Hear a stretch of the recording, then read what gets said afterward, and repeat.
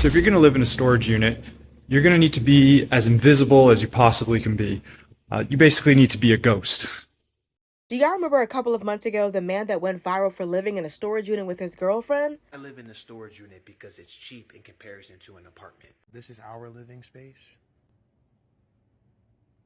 Yes, that is him showing that he was illegally living in a storage unit, showing how it was set up, posted that video on social media, got millions of views, and they got kicked out. He also worked at a hotel where he wasn't supposed to be taking the food, but he showed himself on social media taking the food home to him and his girlfriend, and he lost his job because of that.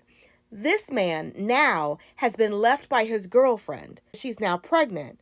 And he is crashing out online. If the woman really is pregnant with your baby, why would you want her living in a tent with you? Hasn't she always proven herself to be ride or die like y'all always say y'all want a woman to be? What else does she have to do? Give birth in the tent?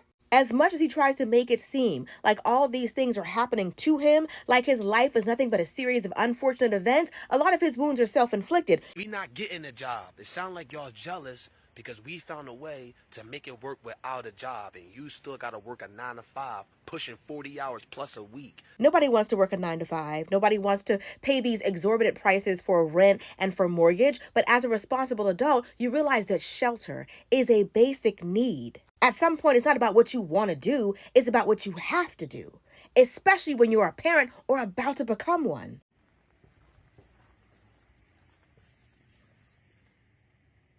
I live in a storage unit because it's cheap in comparison to an apartment. Living here is actually really comfortable. I get a lot of things that I need and want to get done here. I can exercise.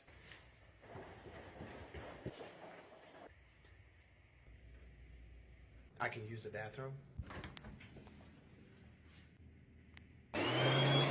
I can play music anywhere in the unit.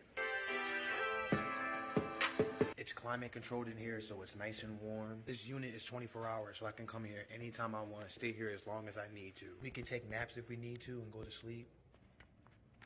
So this is our living space.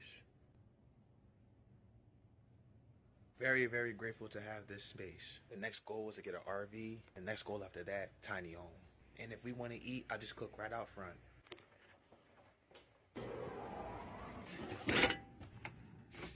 Or we'll just prepare something cold inside of the unit. Sandwiches, a lot of times we make salad.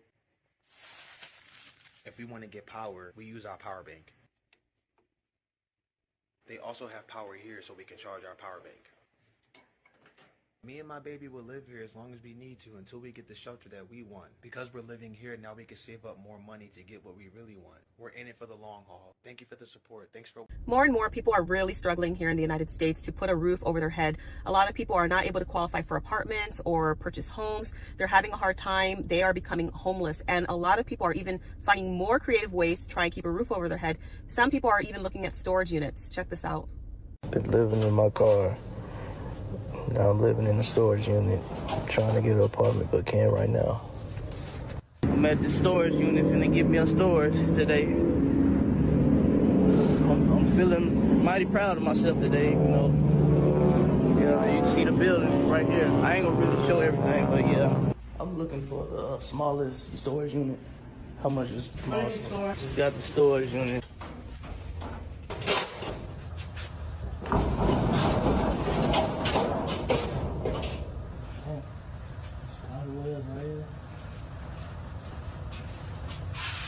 I can put my, thought I would have a bigger one, but I think I can put my bed right here or whatever. Man.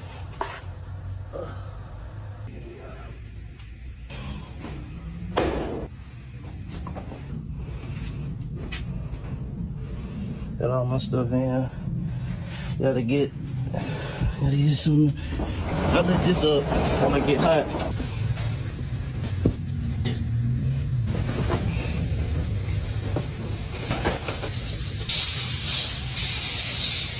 I'm homeless by choice because I got tired of spending all my money on rent and I need to save some money. If you're new here, I keep most of my stuff at this storage unit, but I also have an office where I have access to Wi-Fi, a refrigerator, and pretty much everything else I need 24/7. I have 2 jobs and I also sleep at work, so that definitely helps. Keep in mind, the office and work are two different places. Now, I am really active in my comments, and I noticed that a lot of moms were saying if they didn't have kids, they would be doing the same thing. And I definitely understand. For years, I just felt like it had to be a better way.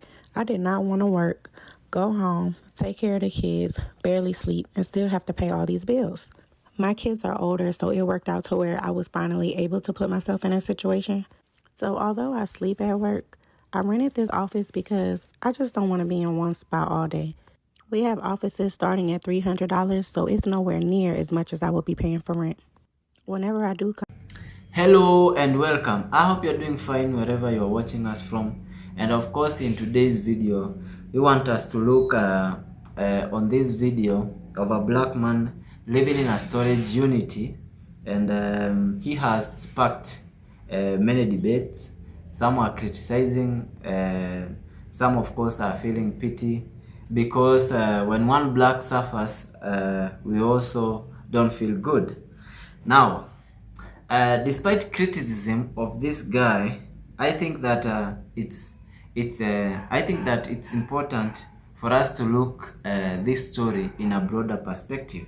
But I think before we criticize this man, I think that there are some factors to consider that have caused black community suffering as a whole. Because I don't think that the idea of saying that the black community or a black person is lazy, that is the idea that we all know that it's an idea that revolves around meritocracy. And actually meritocracy, it's a fallacy that have been sold to us black community. And one of the factors when we look at the broader perspective of this video of a black man living in a storage unit because of economic pressure, one of the factors that we should consider heavily is loss of generational wealth. And I think we started losing track when we were promised 40 acres and a mule after slavery. It never happened. Instead, we were given Jim Crow rules. We got redlining, and we got the police called when we moved into the wrong neighborhood. Then, of course, we know the story of Black Wall Street, burned to ash in Tesla in 1921. Over 600 businesses, schools, and hospitals gone in 48 hours. There was no insurance, of course. That wasn't just a riot. That was economic welfare. And of course, last but not least, we are not supposed to forget the Mississippi and Arkansas, where thriving landowners were lynched, terrorized, or forced off their land through crooked legal tricks and racial violence. Fast forward to today, and guess what? 90% of black-owned farmland from 1910 is gone. That's not a lack of effort.